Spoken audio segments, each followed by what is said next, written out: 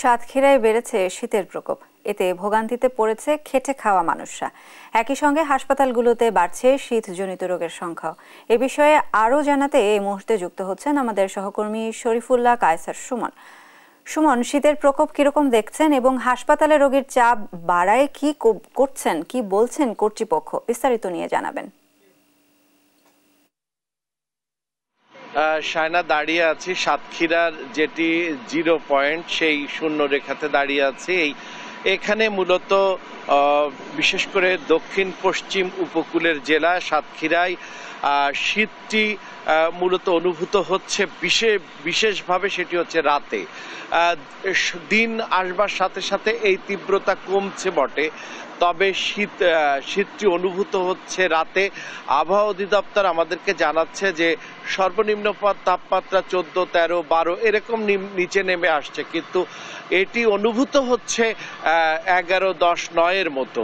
সাধারণ শ্রমজীবী মানুষ যাদের দায়িত্ব পালন করতে হয় রাতে, বিশেষ করে রাতের দিকে দায়িত্ব পালন করতে হচ্ছে, তাদের কিন্তু কষ্টের তীব্রতাটা বাড়ছে।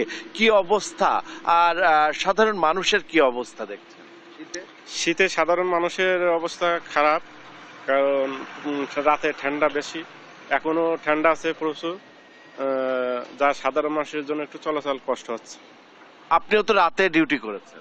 আমিও রাতে ডিউটি করেছি, তো যেহেতু আমরা একটা সেফটির ভিতরে থাকি, সেখানে ঠান্ডা ততটা বোঝা যায় না, তো বাইরে ঠান্ডা হলো বেশি। হ্যাঁ, যারা সাধারণ মানুষ বাইরে যেতেই হচ্ছে শায়না, তাদের অবস্থাটি আসলে বিপন্ন। আর এই শ্রমজীবী মানুষদের পরিবারগুলোর অবস্থাও খারাপ।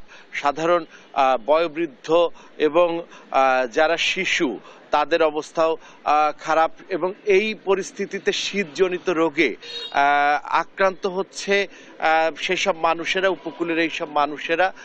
তারা হাসপাতালে ভিড় জমাচ্ছে। হাসপাতালে রোগীর সংখ্যা বেড়ে গিয়েছে। আমরা সিভিল সার্জনের সাথে কথা বলেছি, এখানে ডাক্তারের সংখ্যাও কম, যার ফলে এই শীতজনিত রোগে আক্রান্তদের হাসপাস অবস্থা লেগে গিয়েছে। তাদের চিকিৎসা দিতেও হিমশিম খেতে হচ্ছে চিকিৎসকদের।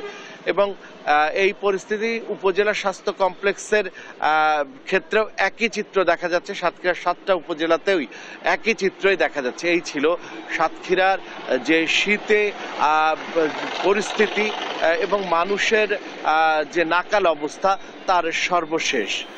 শায়না, ধন্যবাদ সুমন। শীতের সার্বিক পরিস্থিতি নিয়ে সাতক্ষীরা থেকে জানাচ্ছিলেন আমাদের সহকর্মী সুমন।